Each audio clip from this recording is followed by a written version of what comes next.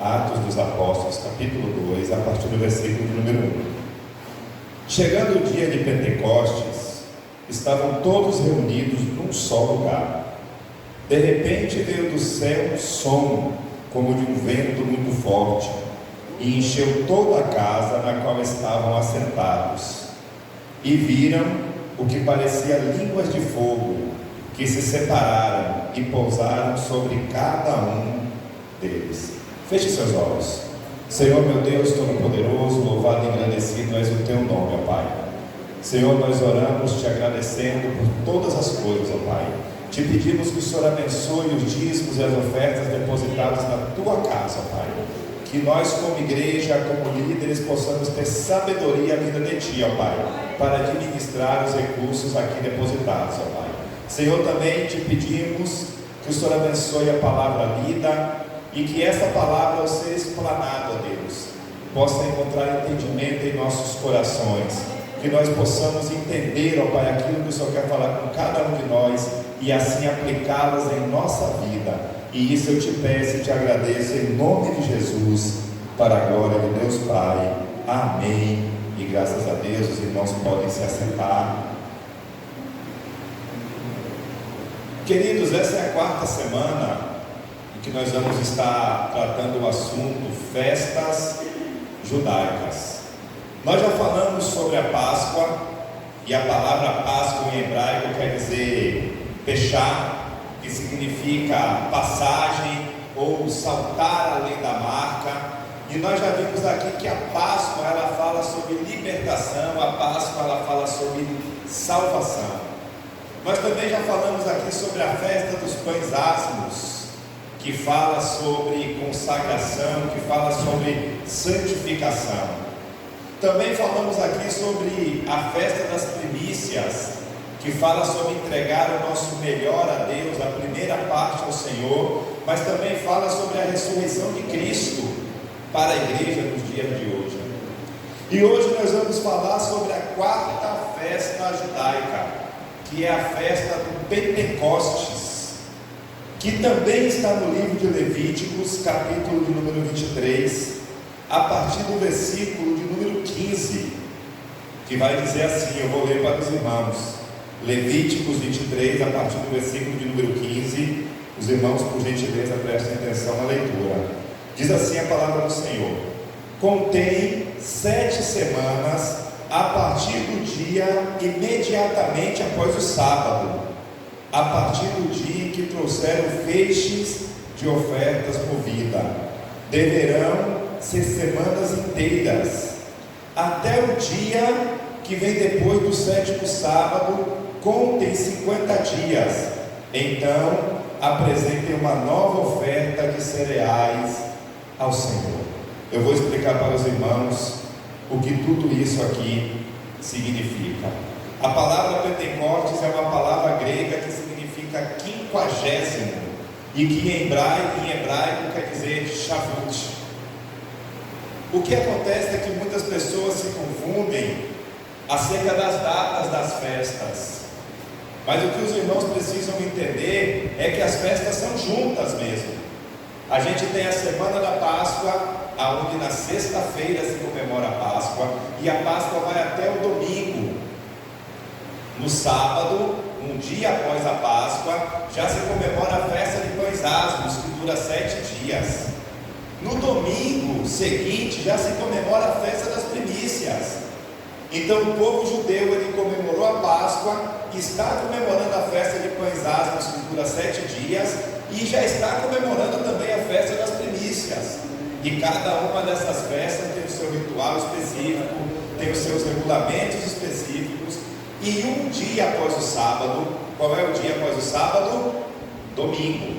Um dia após o sábado, que é o domingo, que os judeus estão comemorando a festa das primícias, que é o domingo de Páscoa, já se começa a contar para a festa do Pentecostes, que dura 50 dias, também conhecida como a festa das semanas. A festa de Pentecostes, então, ela começa no domingo, dura 50 dias, é uma comemoração aonde as pessoas vão festejar aonde as pessoas vão agradecer a Deus as colheitas que serão feitas. Que colheitas são essas? A colheita do trigo, a colheita da cevada, a colheita do centeio, a colheita das frutas, da uva, a colheita das romãs. Durante esses 50 dias o povo vai estar fazendo colheitas. Como era a festa do Pentecostes, para que os irmãos entendam? A festa da Páscoa era uma festa familiar, onde as pessoas deveriam estar nas suas casas, com as suas famílias, matando um cordeiro e comendo entre família. As famílias que fossem pequenas se juntavam com outras famílias. Já a festa de Pentecostes é uma festa que é para toda a nação. É uma festa onde se comemora junto, em agrupamento. É uma festa onde todos estão juntos. E como é que isso funciona? É a festa da colheita. Observe, irmãos, que quem foi criado na roça, no campo, trabalhando em colheita, vai entender perfeitamente o que eu vou falar, porque até hoje funciona mais ou menos dessa forma. As famílias convidavam outras famílias, convidavam os seus amigos e se juntavam àquela grande multidão e iam para a fazenda do irmão Samuel e da irmã Marleide fazer a colheita do que eles haviam plantado.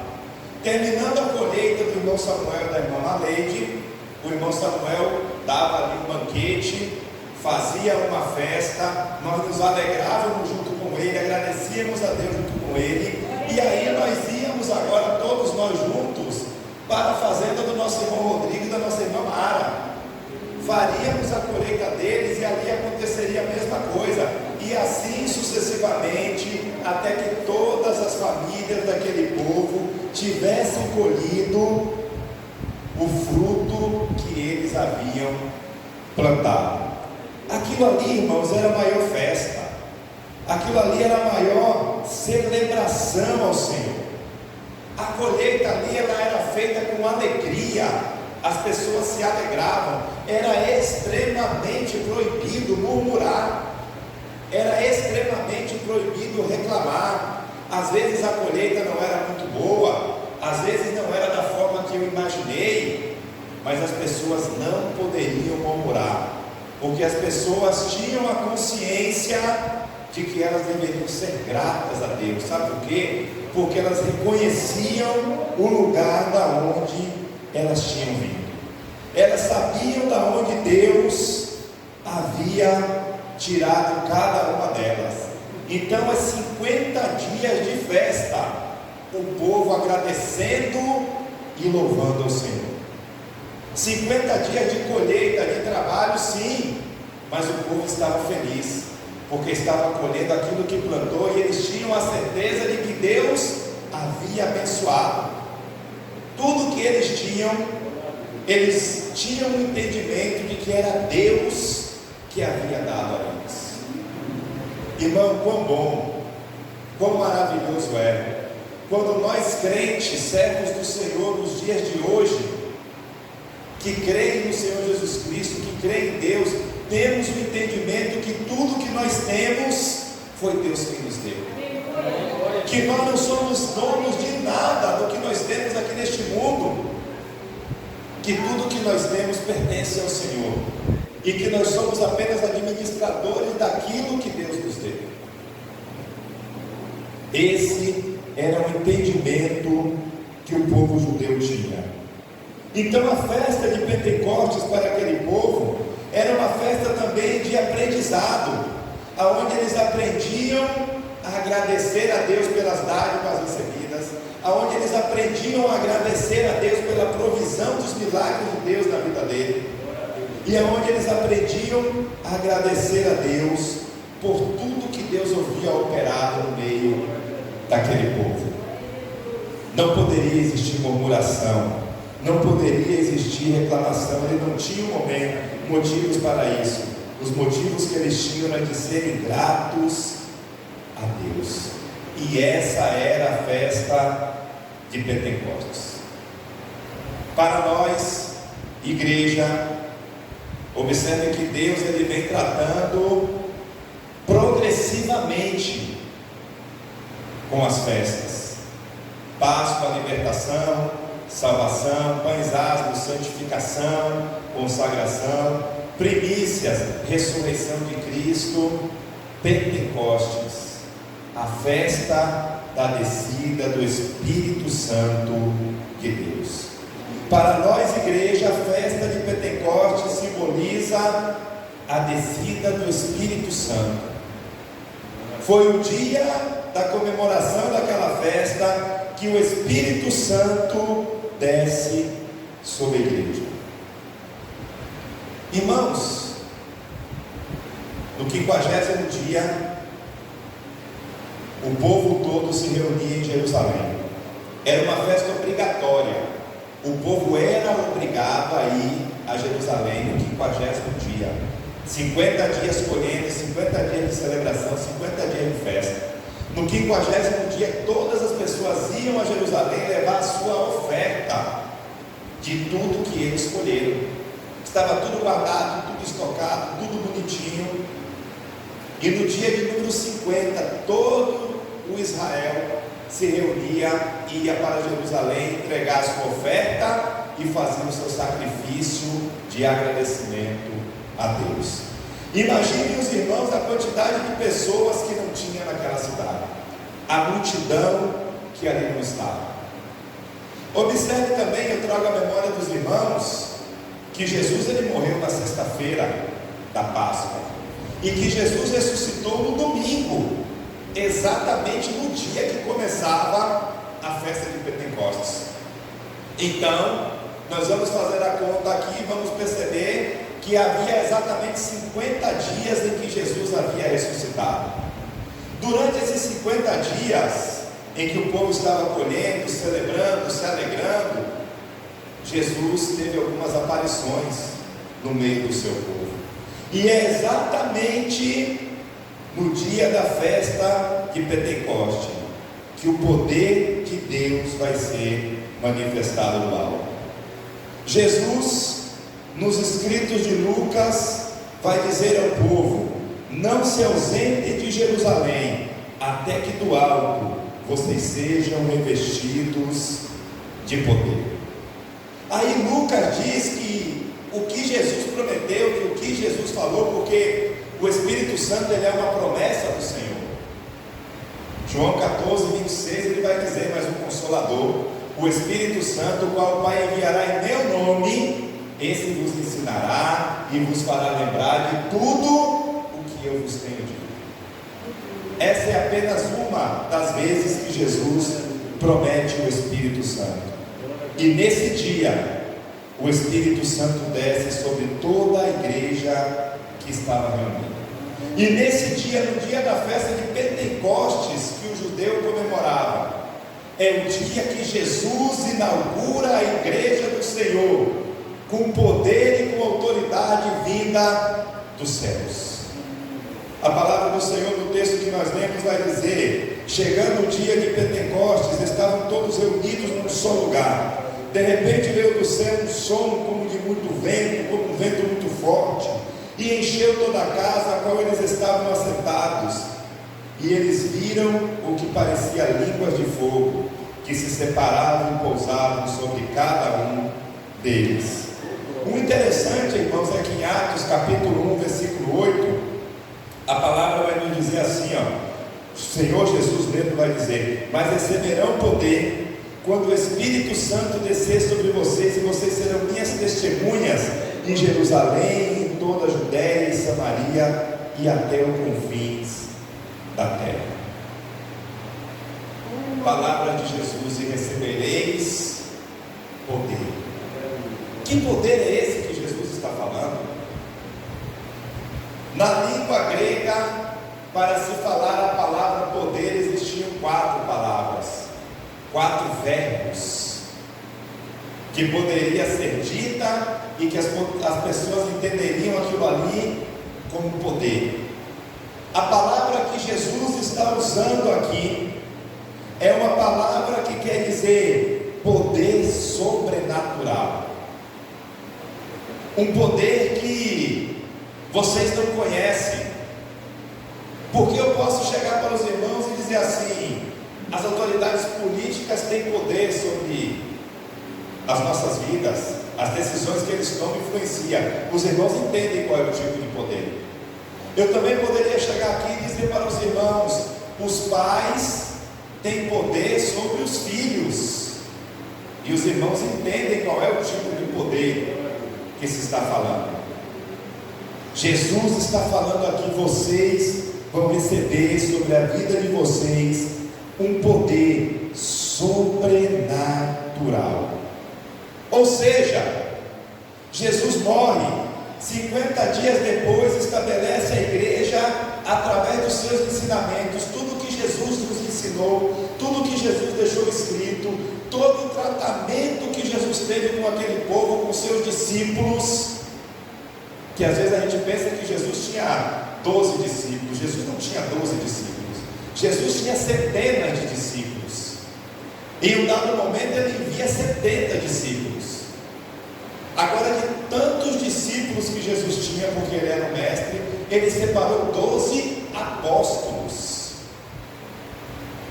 e esses deram continuidade no ministério, esses inauguraram a igreja como líderes. E Jesus para eles ensinou, Jesus para eles doutrinou, eles aprenderam com Jesus. Então, através dos ensinamentos de Jesus, através da doutrina de Jesus, a igreja foi fundada, a igreja foi inaugurada. Mas agora Jesus está capacitando a igreja dele, com poder e com autoridade vinda do céu. Poder e autoridade é esse, meus irmãos, que está no nosso meio ainda nos dias de hoje. O poder de Deus, o Espírito Santo de Deus que desceu em Pentecostes naquele dia, é o mesmo Espírito que opera no seio da igreja ainda nos dias de hoje. Jesus ali, ele vai oficializar a sua igreja com o poder do Espírito Santo de Deus. E observe, meus irmãos, o que caracteriza, o que define esse poder, o que define a igreja do Senhor. Se nós voltarmos aqui, nós vamos ver que em Atos capítulo 2, no versículo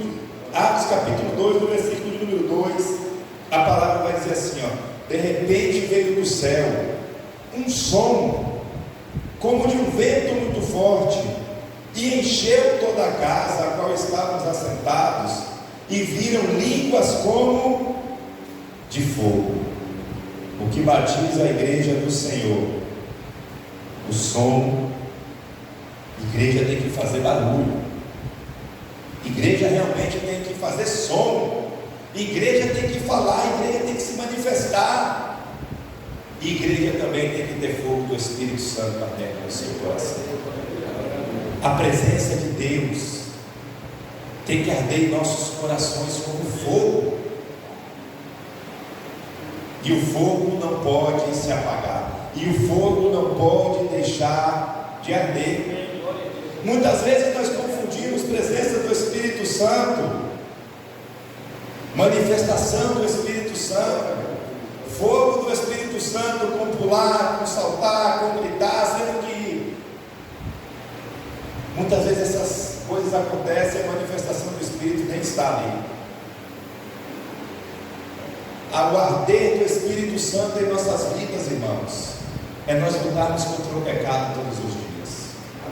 O arder do Espírito Santo em nossas vidas é nós renunciarmos o nosso eu, é nós renunciarmos os nossos desejos, e assim como Jesus dizer: Pai, faça em minha vida a tua vontade.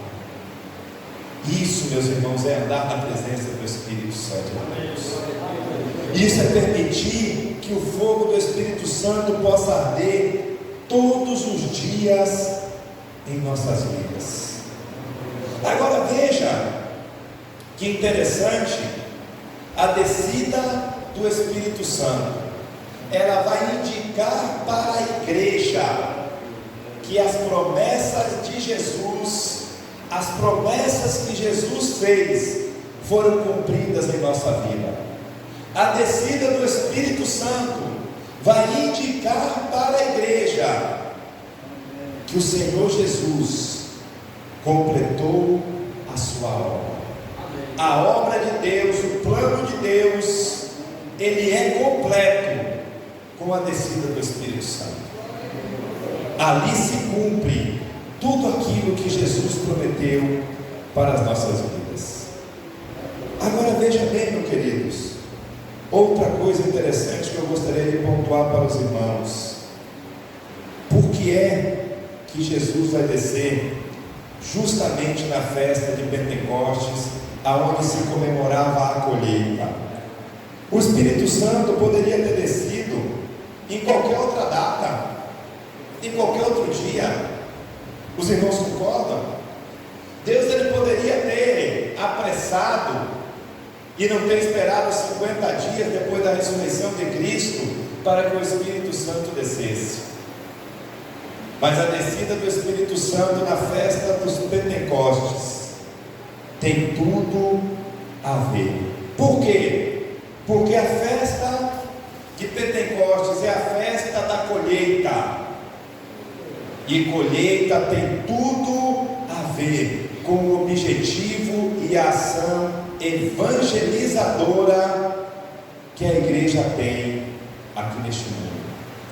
O principal motivo, meus irmãos, que nós como igreja estamos aqui nesse mundo é evangelizar, é pregar a palavra de Deus.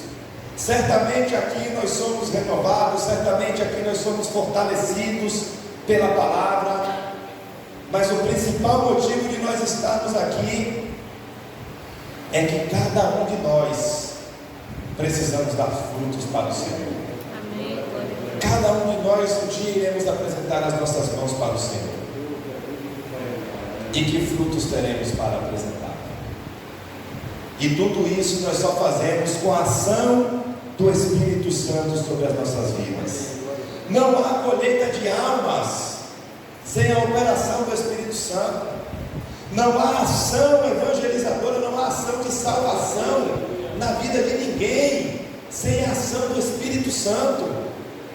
Irmãos, a gente pode pegar uma pessoa, abrir a cabeça dela, colocar o Evangelho dentro, dar uma aula de Bíblia, dar uma aula de teologia, mas se o Espírito Santo não convencer, ela não se converte.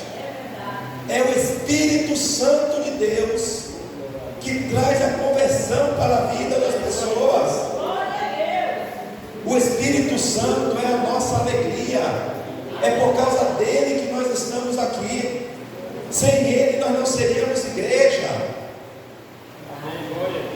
É o Espírito Santo que nos apresenta a Deus.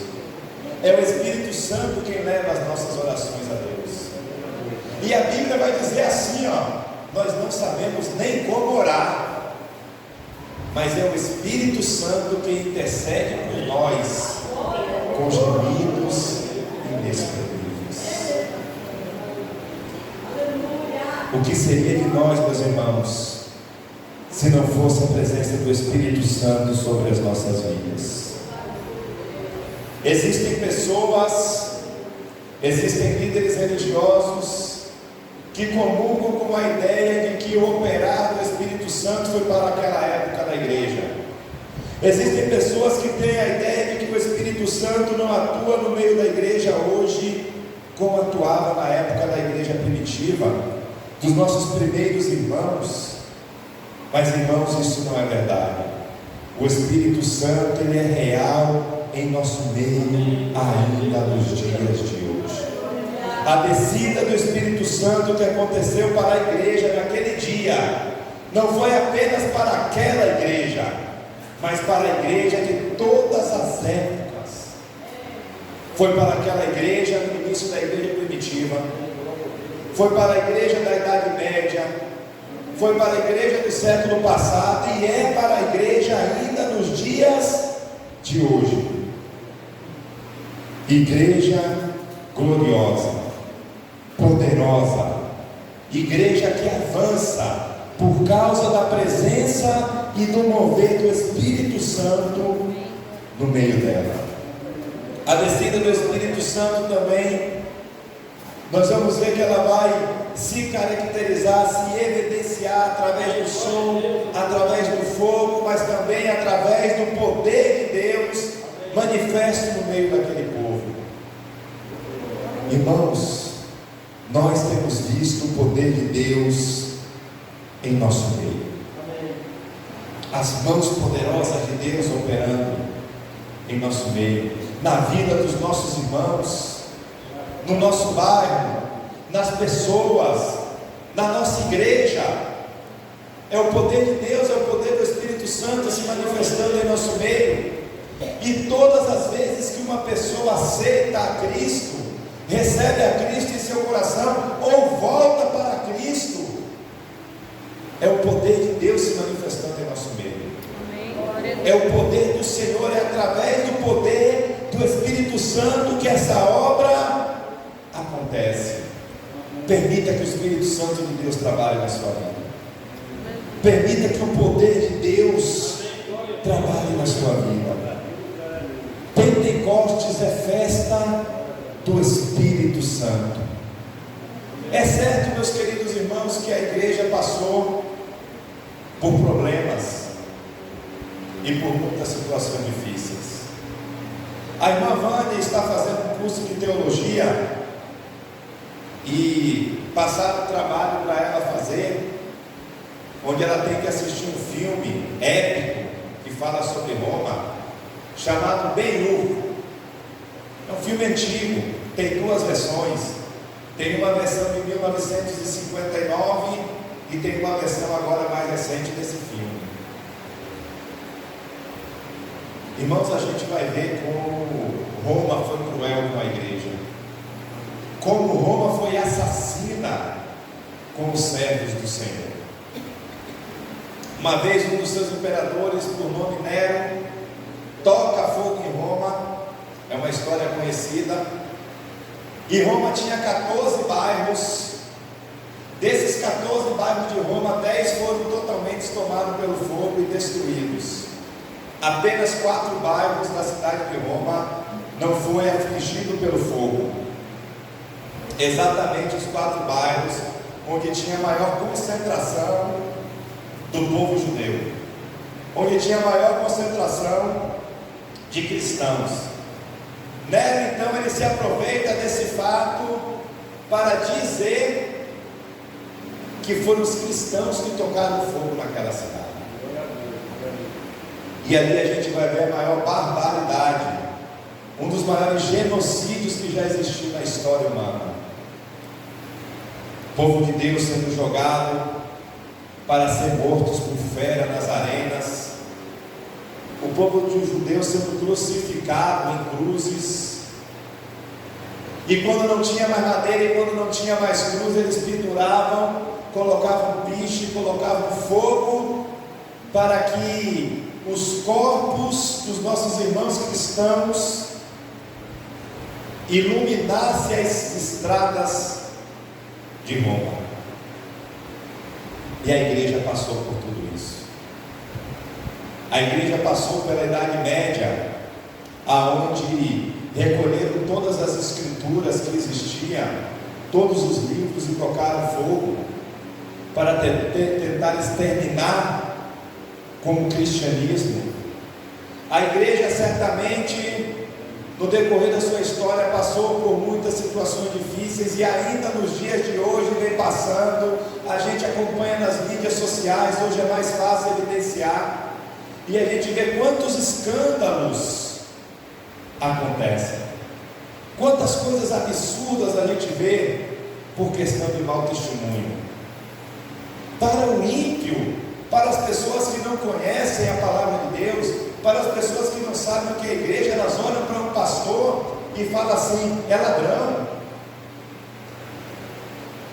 Não entendem, não conhecem, não sabem o que é evangelho. A gente perdoa. Talvez muitos de nós que estamos sentados aqui já algum dia podem ter pensado dessa forma. Então a igreja, ela já passou por muitos momentos difíceis.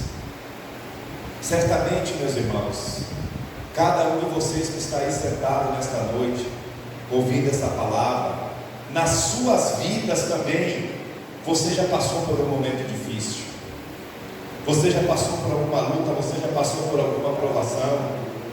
Talvez possa existir pessoas que nesse exato momento estejam passando por lutas e por provação neste momento. Mas deixa eu te dizer uma coisa: assim como a igreja sobreviveu a todas as investidas contra ela e ela permaneceu de pé, até hoje permanecerá até o dia da volta de Jesus, assim também você, através do poder do Espírito Santo que opera na sua vida, venceu as suas dificuldades, venceu as suas lutas, venceu as suas batalhas, e aqui você está vivendo hoje, em nome de Jesus, você há de superar.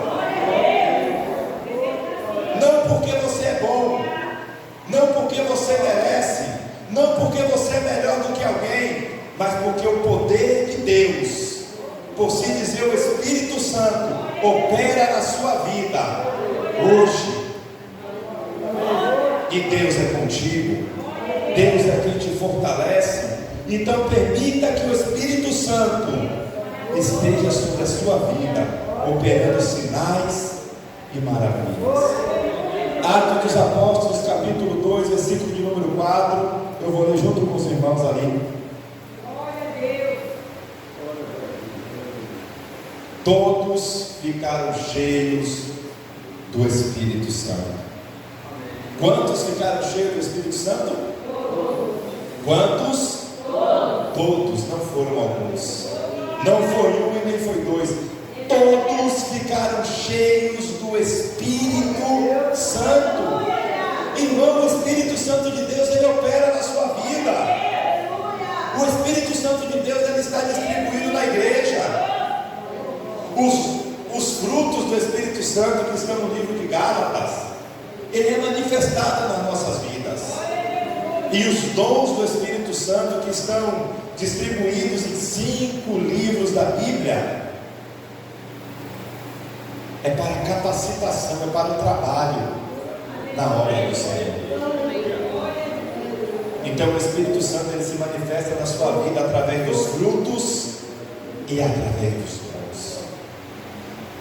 E isso é em todos. Todos nós temos o Espírito Santo de Deus sobre as nossas vidas. Alguém pode dizer que esse texto foi para os crentes daquela época, apenas para a igreja primitiva. Já ouvi pessoas dizendo isso. Já ouvi discussões sobre isso, que Deus não opera mais hoje como ele operava antes, que o Espírito Santo de Deus não atua mais hoje como ele atuava antes. E aí é um monte de história, um monte de teologia que tenta explicar esses argumentos. Mas olha o que a palavra do Senhor vai nos dizer. Olha o que Pedro deixa escrito. Irmãos, quem era Pedro, irmãos? Os homens vão olhar para Pedro e vão dizer assim: ó, é aquele analfabeto, iletrado, que não sabe ler nem escrever, pescador, criado no mar, nunca foi na escola, nunca estudou em nenhuma faculdade, em nenhuma escola da época. E os homens inteligentes olham e falam: esse aí não é aquele homem. O que foi que capacitou Pedro, irmão, se não foi o poder de Deus? Amém. O que foi que capacitou Pedro, se não foi o Espírito Santo na vida dele? E isso eu estou falando da parte intelectual. E a parte espiritual? Quem era Pedro quando andava com Jesus? Quem foi Pedro depois da descida do Espírito Santo? Quem foi Pedro depois que Deus agora habita dentro dele? O poder do Espírito de Deus, o poder que Deus tem sobre as nossas vidas. E aí Pedro vai dizer assim, ó, Atos capítulo 2, versículo de número 16. Pedro vai dizer assim: olha, a descida do Espírito Santo já havia sido profetizada pelo profeta Joel. As pessoas estão lá: o que é isso que está acontecendo? Aí Pedro fala: calma, irmãos, essa é uma profecia do profeta Joel, ele profetizou isso. No versículo de número 18 ele vai dizer assim, ó, a profecia: sobre os meus servos e as minhas servas derramarei do meu espírito naqueles dias, e eles profetizarão. Então Pedro está dizendo: calma, está tudo escrito. Olha o que Deus disse através do profeta. Aí no versículo de número 39, Pedro vai completar dizendo assim, Atos 2,39: pois a promessa é para vocês, é para os filhos de vocês, é para todos os que estão longe, e para todos o quanto o Senhor, o nosso Deus, chama. Deixa eu ver se a versão aqui é a mesma. Porque a promessa do Espírito Santo, ele está falando do Espírito Santo aqui, é para vocês e para os seus filhos e para todos os que ainda estão longe, isto é, todos aqueles que o Senhor, nosso Deus, chama. O Espírito Santo, meu irmão, ele vai operar na sua vida, se você crer. O Espírito Santo de Deus, ele vai operar na sua vida, se você der sinal. E ele vai se manifestar na sua vida através dos frutos e dos dons. E você vai experimentar a presença de Deus na sua vida. Nós batistas, para os irmãos que entendem, conhecem um pouco da história dos batistas, não sei se nosso irmão Genildo já estudou isso no seminário, se não estudou, vai estudar. Nós batistas passamos por um avivamento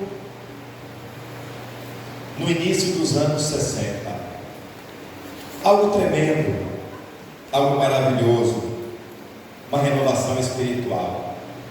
Algumas igrejas foram impactadas pela presença de Deus. Algumas igrejas tiveram as suas histórias mudadas. Pessoas foram transformadas pelo mover do Espírito Santo. E o poder do Espírito Santo transformou, mudou a história do povo batista aqui no Brasil.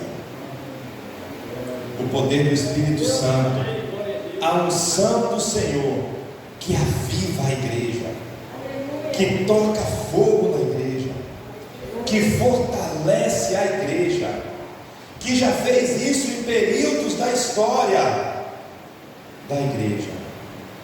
É o poder que está em nosso meio aqui ainda hoje. É o poder que opera sinais e maravilhas aqui ainda hoje. Então nesta noite eu profetizo: receba a presença de Deus na sua vida. Feche seus olhos, sentado como você está.